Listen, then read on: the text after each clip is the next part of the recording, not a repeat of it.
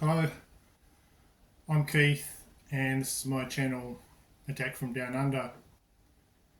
Today I'm going to be talking about the band Riot, and also a whole group of bootlegs that I think only came out exclusively in Australia and New Zealand, but I'm not entirely sure.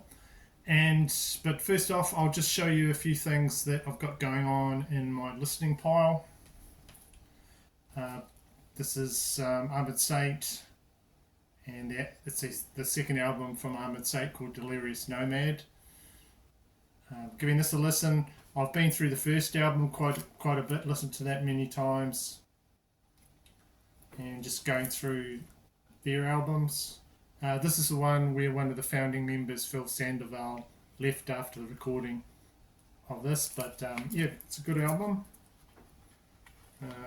I have a 40th anniversary version of this that came out on Metal Blade a while ago. It comes with an insert.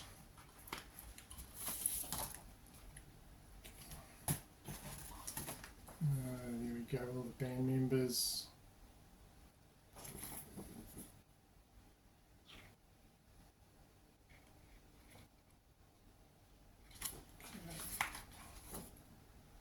There.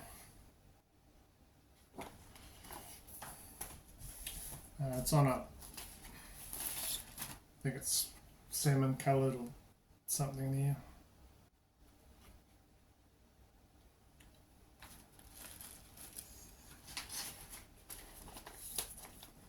Another good album by them. So I've been listening to that. Also, I had Opeth's Blackwater Park. That was my introduction to the band. I listened to that, and then the same place that I bought that secondhand. This is a secondhand buy. I got another one from them, and this is it Ghost Revelry? Yeah, Ghost Revelries on Roadrunner.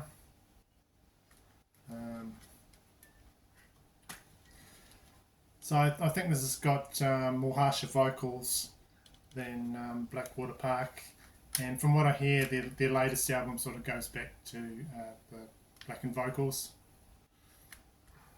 So there's that one, giving that a go. And a couple that are on the big CD haul that I've just got recently, and that is Antichrist Imperium.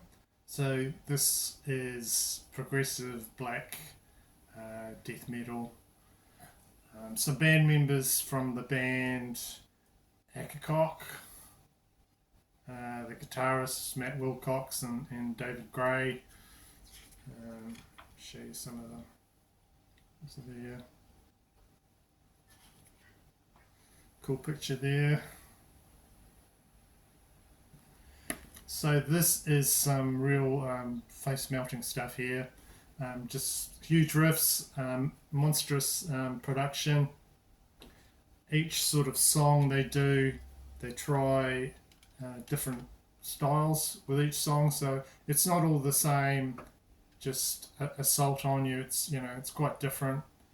It sounds quite black and thrash to me at times. I'd show you the CD, but it's over there in my CD player at the moment.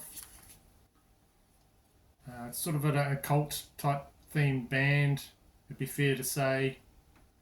And there are some clean vocals and some blackened vocals, so I can appreciate the clean vocals, and then they take it up a notch, which I do like. I like a bit of variety when I hear this type of music, and quite a progressive release. That was a cool one, enjoying that. And also from that big CD haul, this is the band, I think it's Marvel, yeah, Hadal Zone Express.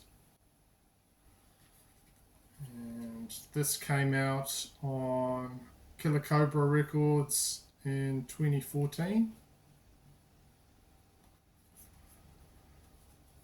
There we go there.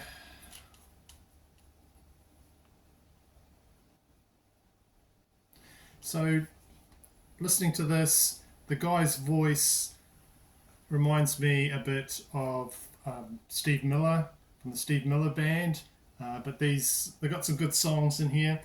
Just a nice rock sound and guitar. Nothing too heavy, but they do rock out. So that was a good listen. Hadal Zone Express from band Marvel. Never knew anything about them before I got that release. Okay, the next one is an album I'm hoping they will release on vinyl soon. There is maybe hints that may happen. It got a Japanese reissue in November of 2023 on vinyl, but it hasn't been on vinyl since the 90s. So that is the Coverdale Page album. So it's only seen vinyl in Japan recently. So it's a collaboration between the English singer David Coverdale, of course from Whitesnake, and the Led Zeppelin guitarist Jimmy Page. And both artists were sort of at a bit of a loose end with their bands, not doing anything with their own groups. So both were on the same record label. So I don't know if it was their managers or someone that came up with the idea, why don't you guys do an album together? Bit of an inspired idea, really, you know. So they met together to record over the course of 1991 and 1992. And this album was released in March 1993 on Geffen Records. There. So I just got this. I only got the CD, really. Oh, there we go. Yeah, it's the CD. Yeah. So I think the single that I remember from it is "Take Me for a Little While." I remember hearing that a lot, and "Shake My Tree." But yeah, a good album, and I'm waiting for it to come out. Like I said, a full reissue, hopefully next year. Otherwise, you're gonna have to look over to Japan and to get a copy of that. So next, I'm going to talk about a record from this year that I ordered. I ordered this album in May of this year. It was one that I'd heard about the previous year from this group that was coming out. So I was really looking forward to it. It's one of the releases I was looking forward to for 2024. So when it came out, I ordered it. And then for whatever reason, they cancelled the order on me. So I was a bit put out. But then on their website, they showed this album again.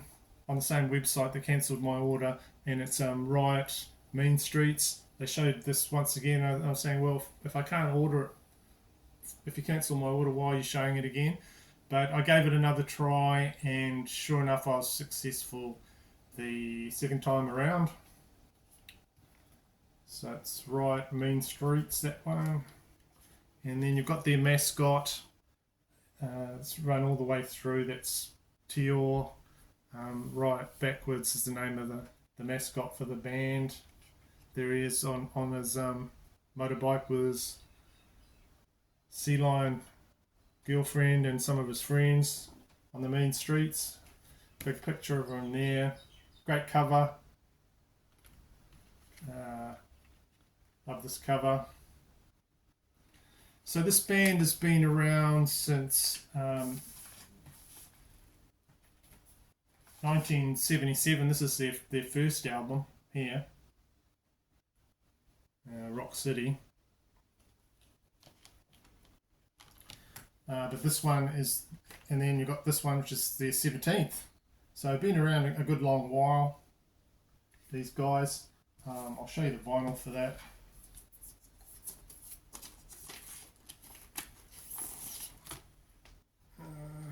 I guess you'd call it a smoky sort of blue there.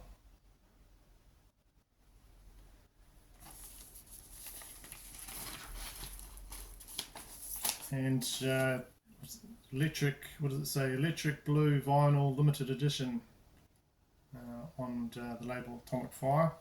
So I was happy to, second time around, pick that one up because it was one that I was a bit annoyed I couldn't find. So after the death of their founding guitarist, Mark Riali, I think that is in there in the band picture for their first album. One of the founding members. The band went into, like, obviously a bit of a tailspin, and he died in 2012, and so then they came back as a new lineup of the band, and they changed the name to Riot 5 for the latest group lineup. So they're now known as Riot 5, and this is their third album under that name. You had 2018 had this one here, Armour of Light. It's one of my favourite Riot albums. Got the same mascot on it. Where is it? There. And then also Unleash the Fire for Riot 5.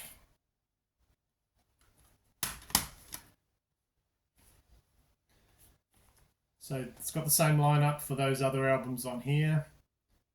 It's the same lineup. Very much classic Riot sounding, a mixture of hard rock and heavy power metal. The opener, Hail to the Warriors, there is like a big guitar driven song, a rocker.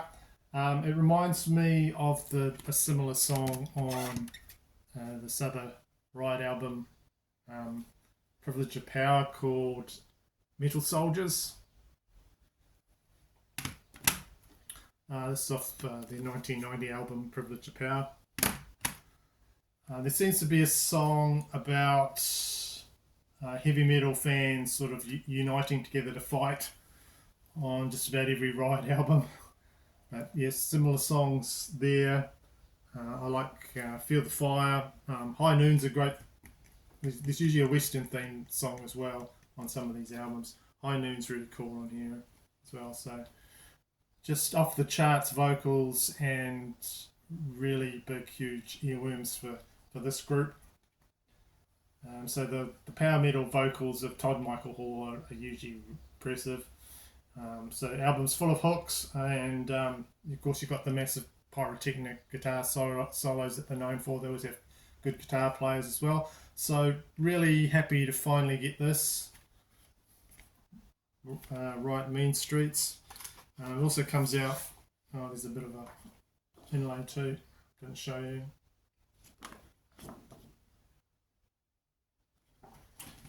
There you go, right. So next thing I'd like to talk about is these boots, these bootlegs that came out in Australia and New Zealand. So I'm just wondering if anybody out there got them in their countries as well. So for a few years in the 90s in Australia and New Zealand, music bootlegs were legal.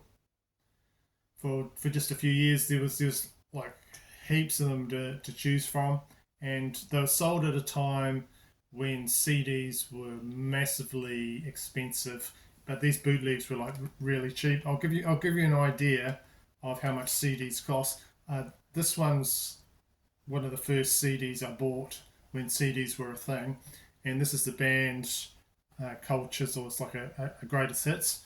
Back then I bought this for like $40. I remember paying it and remember sweating when I was paying it, because then $40 was a lot of money to pay for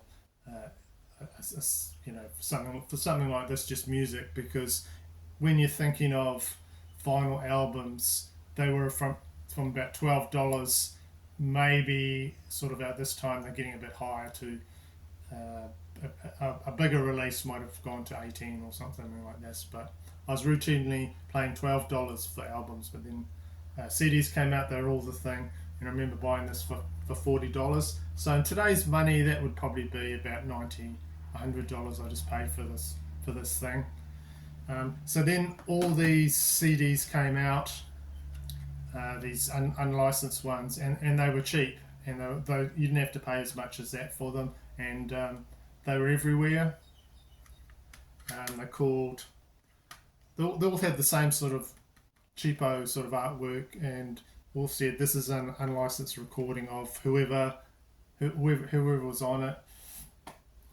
It says on here, it has not been licensed by the artists or the record company. This is a live recording. The sound is not that of a studio mix recording. So you don't get any booklets or anything. All you get is like a cheap slick, the CD, and then at least printed on it, they've got the songs, and on the back got the songs there. So you could buy these in sort of discount shops. You could buy them in petrol stations until whatever loophole that made it okay for these to be sold was closed, was slammed shut. There's just so many examples of these from popular bands at the time. You've got Soundgarden, lots of Guns N' Roses ones, Jane's Addiction, many pop artists. Of course, Pearl Jam there. So there's a few Pearl Jam ones there, until I think during the concerts of the Pearl Jam concerts back then, people used to record the concerts and then release them unofficially, and then Pearl Jam themselves must have got wind to that, so they started producing their own concert bootlegs, and they were all like this. I remember seeing a whole bunch of them. I've got a couple of them. They're just like playing like this, and it's just really cool because you go to the concert and then you could pick up the really good recording of them live at the same concert they did. This one is from the Cardiff International Arena, Cardiff, Wales, and the concert was on the 6th of June 2000. So eventually Pearl Jam got wind, it's a good idea, why don't we just put out our own bootlegs, and if people want them, they can get them. They won't have to go to these guys that make these cheap bootlegs.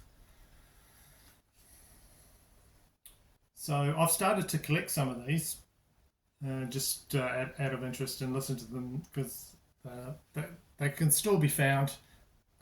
They used to be like throwaway type things because they're so cheap, but now I'm starting to get a few of them. The sound quality sort of varies from terrible to okay, mostly, but apparently there's some really good ones. So that's the New Zealand Australian unlicensed bootleg series. So I'm just wondering, do any of you guys, did you have them where you're from, or is this sort of unique to back then to my part of the world? Have you heard anything about these sort of things? So just let me know in the comments. I'd be interested to know. Thank you today for watching my video, and if you've made it through the whole thing, I hope you found something of interest in there, and thank you for commenting and subscribing to my channel, and I'll see you in the next one.